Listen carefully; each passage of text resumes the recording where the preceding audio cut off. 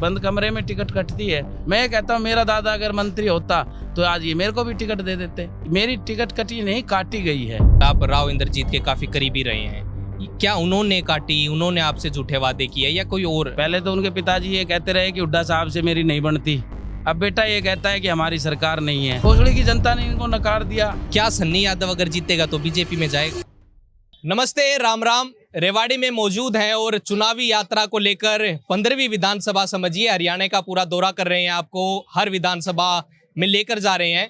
तो आज झलको हरियाणा की जो टीम है वो रेवाड़ी में पहुंची है और जब आज पूरे दिन यहाँ घूम रहे थे तो एक नाम बार बार रिपीट हो रहा था, वो नाम सन्नी यादव है। मेरे साथ मौजूद हैं, इनका नाम हमने कई लोगों से सुना, तीसरा चौथा नाम मतलब जिससे भी हम बात कर रहे थे तो एक ये नाम बार बार बीच में आ रहा था। तो हमने कोशिश की कि सन्नी यादव से मिला जाए और ये भी अच्छा हुआ, मेरा नाम भी सन्नी है और दोनों सन्नी आज बैठे हैं। देखते हैं क्या विजन है, एक नया चेहरा है, राजनीति में आए हैं, बीजेपी में एक्टिव रहे लेकिन टिकट नहीं मिल पाया, अब निर्दलीय तौर पर निर्दलीय कैंडिडेट हैं यहाँ रेवाड़ी से और पर्चा भर दिया है। चुनाव जो प्रचार है वो चल रहा है, अभी बाजार में मौजूद हैं। कौन सा बाजार है सन्नी भाई, ये पहले ये बता दो एक बार। ये रेवाड़ी का ऐतिहासिक चौक मोती चौक है ना जी। और ये ऐतिहासिक रहा है, यहाँ जो भी फैसले हुए हैं आज तक इतिहास उन फैसलों ने बनाया है। और आज सब व्यापारी साथियों ने, बड़े बुजुर्गों ने एक नया इतिहास बनाने जा रहे हैं कि रेवाड़ी से एक निर्दलीय प्रत्याशी विधानसभा में भेजेंगे। बिल्कुल, एक बार थोड़ा सा पीछे से शुरू करता हूँ, क्यों राजनीति आपने सफर चुना? बीजेपी में एक्टिव रहे वो एक अलग चीज है, पार्टियों में जुड़े, लेकिन शुरुआत कैसे हुई? देखिए, सबसे पहले तो मैं आपका धन्यवाद करता हूं कि आपने मेरे छोटे से एक व्यक्ति को इतने बड़े प्लेटफॉर्म पे मौका दिया। और राजनीति की शुरुआत मैंने कभी नहीं की। मेरा जो स्वभाव रहा, मेरे जो पिताजी ने मेरे से कहा कि भाई आप दोस्ती करो तो निभाओ, सबके सुख दुख में आओ जाओ। उन्होंने जो मेरे से संस्कार दिए मैं उस संस्कार पे चलता रहा। तो समाज ने मेरे को कहा कि आपको हम गांव का भाई सरपंच बनाना चाहते हैं। मैंने मना कर दिया। उन्होंने कहा कि निर्विरोध आपको बना देते हैं। तो मैंने सबसे हाथ जोड़ के माफ़ी मांगी। फिर एक पंचायत में निर्णय हुआ कि चलो आप जिला परिषद का चुनाव लड़िए। और आप यकीन मानना, जिस दिन मैंने जिला परिषद के सदस्य के रूप में पर्चा भरा था वो लास्ट दिन था और सब तैयारियां सब हो गई एक साथ ही, जब भगवान ने जो करना था। और वो फैसला भी जनता का था। फिर 2019 में मैंने निर्दलीय चुनाव लड़ा, 22,104 मत मुझे प्राप्त हुए। वो फैसला भी जनता का था। और ये फैसला जो मैं चुनाव लड़ रहा हूँ, ये फैसला भी इस इलाके की जनता में एक बड़ा आक्रोश आया कि हम जिस परिवारवाद की राजनीति के खिलाफ आकर, भाई भारतीय जनता पार्टी ये कहती थी कि कांग्रेस का जो प्रत्याशी है या कांग्रेस जो पार्टी है वो एक परिवार तक सीमित है, चाहे जहाँ कहीं भी जाएंगे। यहाँ रेवाड़ी में एक परिवार में सीमित है, आज तक दूसरे किसी को मौका नहीं दिया। ऐसे ही हर जगह वो अपने एक परिवार को आगे रखती है।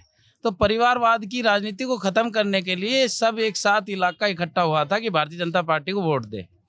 और इन्होंने फिर उस बात को छल करते हुए युवाओं को बोला हम ऐसे 1 लाख युवाओं को मौका देंगे जो मध्यम वर्ग से आते हैं, ऐसे युवाओं को मौका देंगे जिसका चाचा नाना फूफा फूफी कोई राजनीति में नहीं होगा, ऐसे युवाओं को मौका देंगे जो योग्य होंगे, सर्वे के आधार पर हम टिकट देंगे। सर्वे में सबसे ऊपर मेरा नाम था। लोगों में प्यार प्रेम, आप जब क्षेत्र में घूमोगे तो आपको खुद नजर आ जाएगा कि लोग मेरे से कितना प्यार करते हैं, इस इलाके की जनता मेरे कितने प्यार करती है। और ये जनता ने साबित भी किया समय समय पे। मेरे को 10,000 से ज़्यादा मत जिला परिषद के चुनाव में दिए, 4,000 से ज़्यादा वोटों से मैं जीता। 17 मेरे खिलाफ चुनाव लड़ रहे थे, 16 की जमानत जब्त हुई। और 2019 में विधानसभा चुनाव लड़ा, पहली बार 22,104 मत दिए। एक इंकलाब रैली करके इस क्षेत्र की जनता ने ये साबित किया कि इसके साथ हम प्यार करते हैं, इसके पास इलाके की जनता भी है, वोट भी है और सपोर्ट भी है। अगर मेरी टिकट कटी नहीं, काटी गई है। मैं तो सरेआम कहता हूँ कि ये कहते हैं दादा नाना मंत्री ना हो, मैं कहता हूँ मेरा दादा अगर मंत्री होता तो आज ये मेरे को भी टिकट दे देते। इनको तो डराओ, ये भारतीय जनता पार्टी अपने आप को विश्व की सबसे बड़ी पार्टी कहती है, इनको डराओ और टिकट लो, ये इनकी नीति रही है। तो इस इलाके की जनता में बड़ा आक्रोश आया कि जिस पार्टी से हम तंग आके कांग्रेस से और उस विचार से तंग आके भारतीय जनता पार्टी में गए थे, इन्होंने हमारे परिवार का एक आम साधारण परिवार का बच्चा आगे बढ़ रहा था। 1 लाख बच्चों को तो जब आगे बढ़ाएंगे जब ये एक नौजवान जो सब चीज़ों में अव्वल था, सर्वे में, आम परिवार में, आपकी जनता के प्रेम में सब में सबसे आगे था, फिर इसकी टिकट काट दी। तो एक महापंचायत में फैसला हुआ कि आप चुनाव लड़िए और पंचायती उम्मीदवार के रूप में मेरे को इन्होंने चुन लिया। किसने काटी आपकी टिकट? आप राव इंद्रजीत के काफी करीबी रहे हैं, क्या उन्होंने काटी, उन्होंने आपसे झूठे वादे किए या कोई और? देखिए, मैं राव इंद्रजीत सिंह की सेवा में भी कभी कमी नहीं छोड़ी और ना भारतीय जनता पार्टी की सेवा में कमी छोड़ी। आज तक भारतीय जनता पार्टी ने मेरी कहीं जिम्मेवारी नहीं लगाई कि आपको वहाँ वोट मांगनी है, परंतु मैंने फिर भी चाहे 2014 का चुनाव है, 19 का चुनाव है, 24 का चुनाव है, चाहे हमारे पड़ोस में बाबा बालकनाथ जी चुनाव लड़ रहे थे, उनका चुनाव हुआ, मेरे को जहाँ भी, वो राजस्थान में लगती है, मेरी विधानसभा के साथ लगती हुई तिजारा विधानसभा है, जहाँ कहीं भी भारतीय जनता पार्टी को मेरे को महसूस हुई कि आज भारतीय जनता पार्टी की मुझे मदद करनी चाहिए, मैंने बड़े खुले मन से भारतीय जनता पार्टी का प्रचार प्रसार किया है। और मेरी टिकट तो किसी न किसी ने तो काटी है, वरना जैसे अब एक टेस्ट में, कोई भी टेस्ट है, आपके टीवी का ही कोई चैनल का टेस्ट है, उसमें आप कहो कि ये शर्त है, जो पास कर देगा उसको हम नौकरी रख लेंगे। अगर वो सब चीज़ें पास होने के बाद उस बच्चे को कोई नौकरी नहीं रख रहा, तो कोई ना कोई तो ऐसा बड़ा ऊपर बैठा है जो उस बच्चे के साथ षड्यंत्र कर रहा है या उसको आगे नहीं बढ़ना दे रहा चाह रहा। जैसे ही मेरे पास सामने रिपोर्ट आएगी, बंद कमरे में टिकट कटती है, जनता के सामने टिकट कटती, तो ये जनता ही इनको वापस नहीं भेजती, वहीं पकड़ लेती। तो मेरे पास जैसे ही सामने आएगी किसने मेरी टिकट काटी, जरूर मैं जनता के सामने रखूंगा।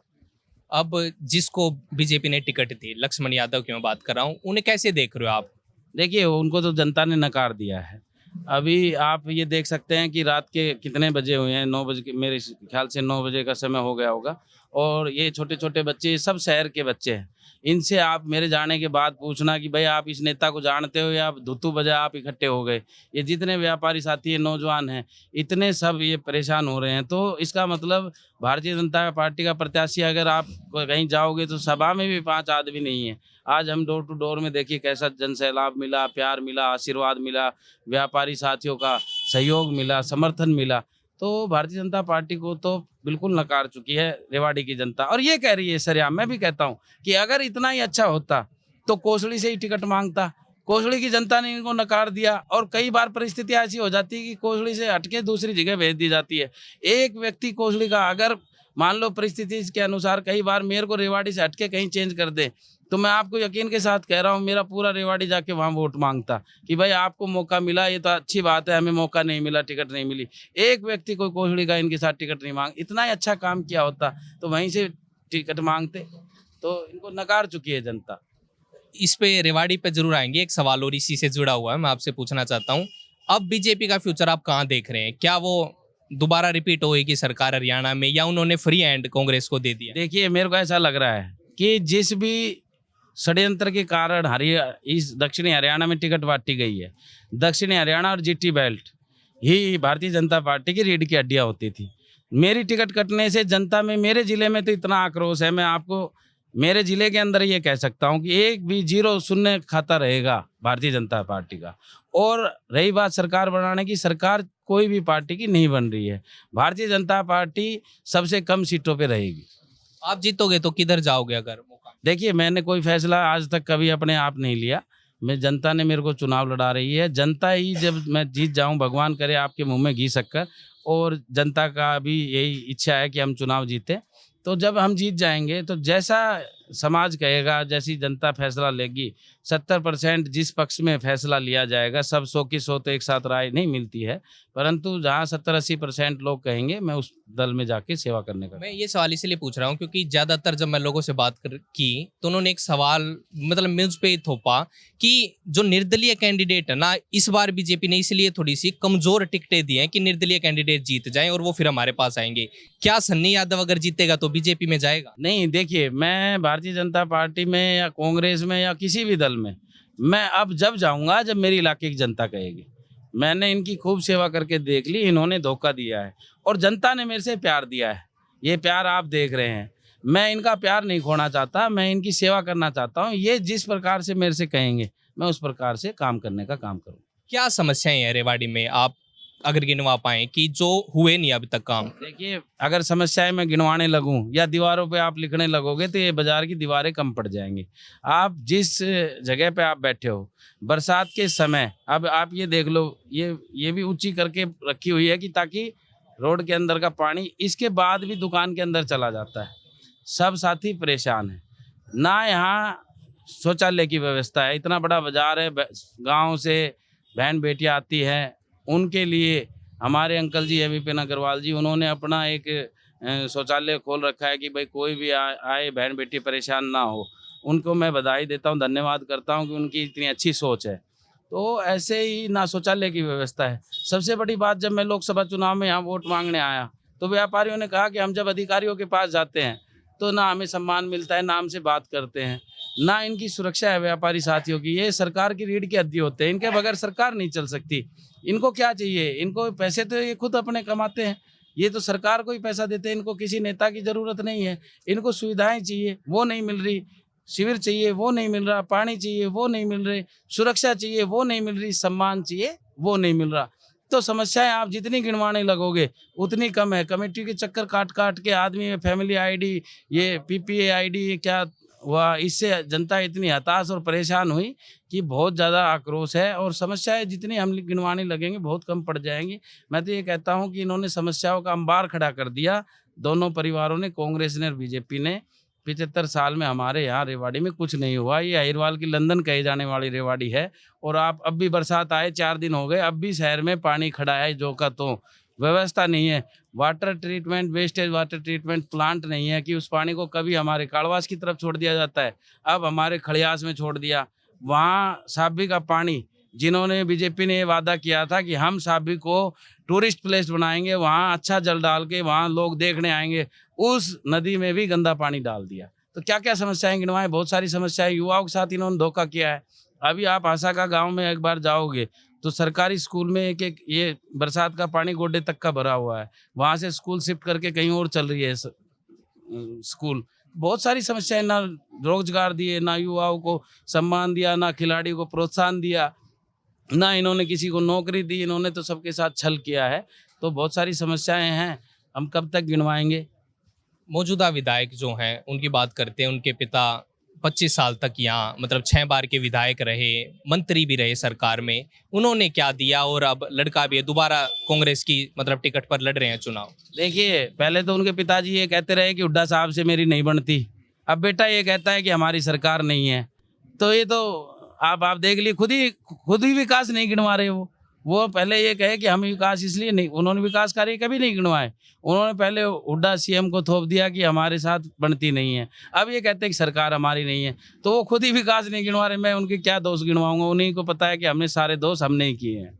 एक ये नैरेटिव थोड़ा सा सेट हुआ है कि अब की बार कांग्रेस की लहर है, आप कैसे देख रहे हो इसे? देखिए, मैं ये मानता हूँ कि ये जो हमारा अहिरवाल क्षेत्र है, इसमें कांग्रेस पार्टी की लहर नहीं है।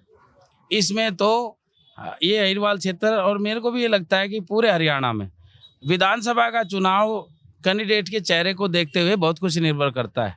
तो मेरे को ये लग रहा है कि अब की बार 15 से 20 एमएलए निर्दलीय जीत कर आएंगे। तो लहर मैं किसी पार्टी की नहीं मान रहा। ठीक है, पार्टियां लड़ती हैं, जो अच्छे नेता हैं, जिसको टिकट मिल गई, चाहे वो किसी भी दल से लड़ रहा है, वो चुनाव जीत जाएगा, जिन्होंने क्षेत्र में काम किया है। तो ऐसा कुछ नहीं है कि किसी पार्टी की लहर है, और हमारी रेवाड़ी जिले में तो बिल्कुल भी किसी पार्टी की लहर नहीं है।